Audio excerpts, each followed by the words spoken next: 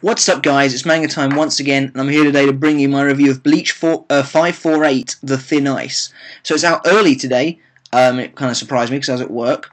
But this chapter is okay, but it kind of makes me eat my words a little bit, and it's... I don't know, I'm not a huge fan of what this chapter brings to the table. But let's start with the beginning of the chapter, which in my opinion is the best part of the chapter. Basically, obviously, the Vandenreich is still appearing, and everyone in the second division is freaking the hell out because Soifon's not there, she's outside. Omaeda's there because obviously he's by the noble houses still, and he's saying he's scared, he's really scared. Typical Omaeda stuff. And at this point, you were probably thinking what I was thinking. Great, we have to sit through more panels of Omaeda. However, his little sister Mareo then appears, and she's like, "You're not going to go anywhere, are you, big brother?" And we get a change in Omaeda's character. And it's like, what the hell? Is this the same guy? Is this that same cowardly guy who will just run off whenever he gets the chance? Yeah, wow, actually, Omaeda is getting a lot of respect from me in this chapter. Basically, he just turns around to Mareo and said, no, he has to go to protect her, to protect their brother, to protect their parents, to protect their neighbours, but also to protect the Seireitei, because he is a member of the Goetei 13. Wow, fair enough, Omaeda. Whether, of course, he was actually going to stick to that or not is kind of unknown, because now he has to stick to his convictions, because the massive explosion goes off behind him, and Big E9 steps out looking like an absolute badass. He looks so cool, it's unreal. And that is really interesting. I mean, like, what do you guys think that Big E9 approached Omaeda on purpose or out of coincidence? Because Omaeda even says, "You're the guy who stole Captain Soifon's Bankai," and Big E9 just kind of looks at him. So it's like, this is going to be really cool. But if you ask me, Omaeda is about to die. We can say goodbye to the lieutenant of the second division. Why? Well, it's just that whole little emotional bit at the beginning with Mareo. The fact that the last thing he says to her is, "I promise I'll come back." Then Big E9 appears. The fact that he is on his own at the moment, apart from her, and the fact that he won't run away either. There's no way Omaeda is going to have to swallow his pride and actually stand and fight against this opponent because of Mareo. We know he wants to protect her. I really think he's going to die. Yeah, I really think this is the end for Omaeda, personally. I mean, what do you guys think? Do you think someone's going to save him? Possibly, I don't know, Yoroichi, maybe even Soifon's going to come back in the nick of the time? I don't know how that'd be possible, because she is outside, but who knows? But yeah, I think this is the end of Omaeda. I mean, I've seen some theories on the forums that say he can counter Soifon's Bankai easy. Well, not easy, but because he has a long-range Shikai, it'll just detonate the missile a long way away, but I still think he's probably going to bite the dust. And with this new kind of character development for Omaeda, that's a bit of a shame, actually. I kind of wish we hadn't seen so much of the annoying Omaeda and we'd seen more of the true Shinigami Omaeda, because he's actually not that bad a character. And it's interesting that Kubo draws him differently when he starts talking like that as well, if you notice. He looks less repulsive. I don't know, really. He does look different, though. He looks really different. But then we get on to the main part of the chapter, and this is where I'm not a huge fan of this. I said last week, I think I said along the lines of, Toshiro cannot beat Bazz-B because he doesn't have a Bankai. Bazz-B should be so much more powerful, and then Toshiro pulls a new move out of his ass. I should have seen this coming from a long way away, because it is Toshiro and he does this every single time. But seriously, this cannot be. Like, Toshiro can't win this fight. I'll be so disappointed. This chapter's already disappointed me quite a bit with the way the fight plays out. It's exciting enough, and frankly, I'm always happy to get more Sternritter panels, because we haven't seen enough of them, and they're great characters. But, Jesus Christ, I mean, basically, it starts off, you get this cool little, you see a bit more of Bazz-B's personality, and he's actually a bit of a sarcastic bastard. He kind of stands there and he goes, "Oh, yeah, I remember you. You're the guy that Kangdu stole the Bankai from." And frankly, I'm just glad that someone mentioned Kangdu, because he's my second favourite Sternritter, and so that's kind of, that's enough for me to be like, okay, Kangdu's still around. But Toshiro, they introduce themselves. Bazz-B reveals he's actually the Heat, as I'm pretty sure everyone had guessed by now. And his power is actually quite cool. It's simplistic but cool. Basically, the flames are actually like attached to his hands, so they're actually really versatile as to what he can do with them. He like can just basically, it's like Senbonza Kageyoshi, but with fire and attached to his hands. So it's kind of cool. And yeah, he's a bit sarcastic because he's kind of like, we're actually quite a good match, aren't we? You know, obviously taking the piss because he's got fire and Toshiro's ice. Toshiro is typical and boring, and he's just like, yeah, indeed.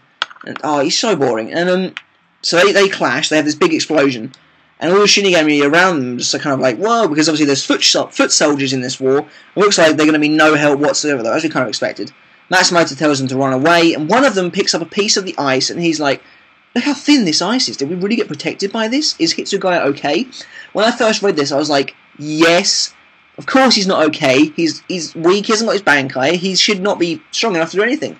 Apparently, though, this thin ice is some new ability that he can't control just yet. Seriously? Disappointing. Oh, God. Basically, right, Matsumoto returns to Toshiro's side. This I liked. I really, really liked the teamwork shown between Toshiro and Matsumoto. Great stuff, and I hope we see more of it from other captains and lieutenants. To be honest, though, it kind of confused me as to what actually happened, because Bazz-B can't burn them because they create like a multi-layered vacuum. So what I think happens is Toshiro creates a layer of thin ice, then Matsumoto expands it with her ash, and he puts another layer in, I think.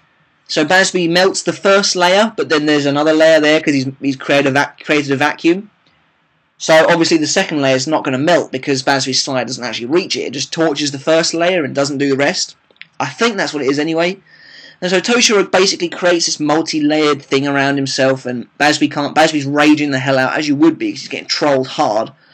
And he's just like, you bastards! He's going crazy. He's like really annoyed. And he can't do a thing, and it's actually really quite annoying because he's literally flinging fire at them, and Toshiro's just like, you can't get through my vacuum, and it's like, oh, shut up. Jesus, he's so annoying. And then it ends with Toshiro going, let me stab you with a vacuum ice blade or something like that.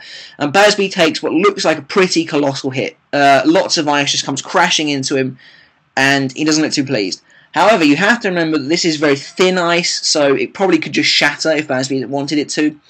And that's the end of the chapter.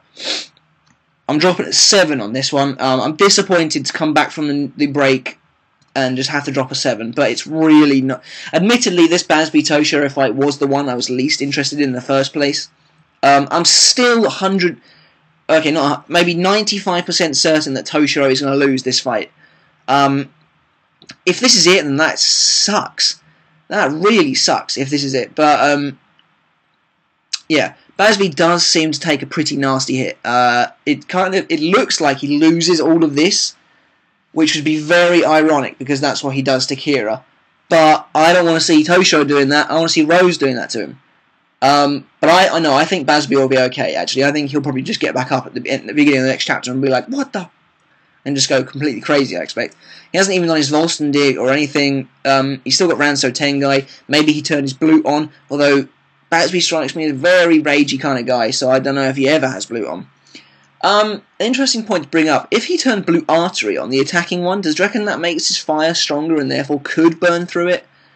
Don't know, could be interesting. We might see that happen. But that's it really for the chapter. It's not a very long chapter. Most of it's just a fight. I loved the Omaeda bit. Written so well, and I do think it's probably going to be his end soon. BG9 looking like a complete badass, just waltzes in there, doesn't say a thing. And then we get Baz, who puts up a pretty disappointing show. But it's Toshiro. You're always going to get trolled against Toshiro, even if... I still think Baz is going to win. Unless you're Aizen, you get trolled when you're fighting Toshiro. I think Baz will probably win, though. I do think he'll come out of it the victor. My panel of the week has got to go to BG9. His appearance, oh man, so cool. He's always looked cool, but that is just badass. And just the fear it elicits, because you know Omaeda's in serious shit, basically. So yeah, that's really it for the chapter. My prediction for next week, 549, Bazz-B's going to get back up again, and he's going to rage. We'll probably see. We're probably going to follow a little pattern, I should think. for the next few chapters, or we're probably going to get this Bazz-B Toshiro fight for a while, and occasionally we'll see another section of a fight like Biggie and Omaeda might happen, Askin versus Miuri. I don't think we'll see Shinsui versus Hashoff for a while, and we might get some more matchups. I'm trying to think who's left like in Soul Society. Shinji and Rose haven't been matched up yet, so I'd love to see that happen.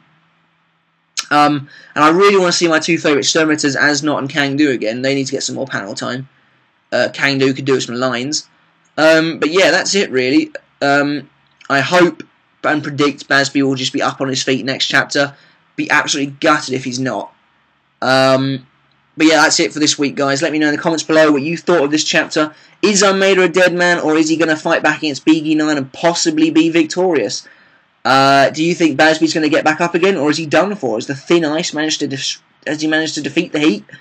So yeah, let me know in the comments below what you think. As always, give this video a like, a thumbs up, and also subscribe if you haven't already for more. 7 out of 10 this week, not great. Catch me on Friday for my companion video where I'll be doing a comment of the week, so leave a good comment, guys. Maybe a theory or a prediction, something along those lines. And also doing more in-depth predictions as the next chapter in the upcoming fights. But yeah, that's all from me today, guys. See you next time.